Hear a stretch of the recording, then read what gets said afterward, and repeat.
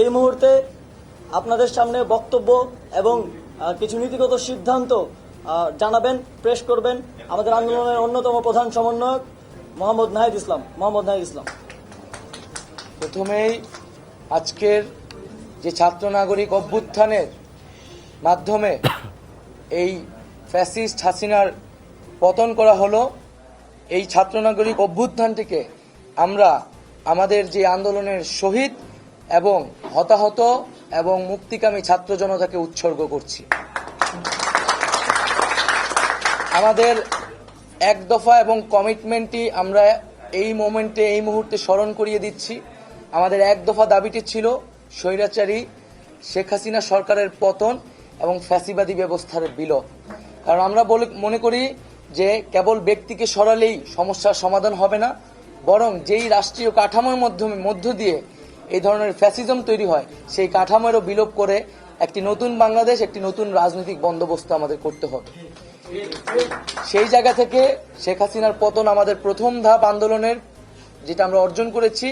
এখন আমরা দ্বিতীয় ধাপের দিকে আমাদেরকে যেতে হবে। সেজন্য আমরা মনে করি এই যে অভ্যুত্থানকারী ছাত্র নাগরিক তাদের প্রস্তাবিত আমরা একটি প্রস্তাব করব আগামী 24 ঘন্টার মধ্যে আমরা একটি অন্তর্বর্তীকালীন জাতীয় সরকারের প্রস্তাব করব। সেই জাতীয় সরকারে অভ্যুত্থানকারী ছাত্র নাগরিকদের অংশ থাকবে এবং সমাজের যে নাগরিক সমাজ সহ যে নানান পেশাজীবী এবং নানান ধরনের পক্ষ রয়েছে সকলের প্রতিনিধিত্ব নিশ্চিত করে তাদের সাথে আলোচনার মাধ্যমে আমরা একটা অন্তর্বর্তীকালীন জাতীয় সরকারের রূপরেখা এবং নাম, সেই সরকারে কারা কারা থাকবে সেই নামগুলো ঘোষণা করব। কারণ আপনারা সকলেই জানেন যে আমরা আসলে গত কয়েকদিন ধরে খুবই ব্যাপক নিরাপত্তাহীনতার ভিতরে ছিলাম, যোগাযোগ থেকে বিচ্ছিন্ন ছিলাম। আমাদেরকে প্রথমে আমাদের সমন্বয়কদের সাথে বসতে হবে, তারপরে সমাজে নানান পক্ষদের সাথে বসতে হবে, বসে আমরা একটি সমন্বিত সিদ্ধান্ত গণতান্ত্রিকভাবে জাতির সামনে উপস্থাপন করতে চাই।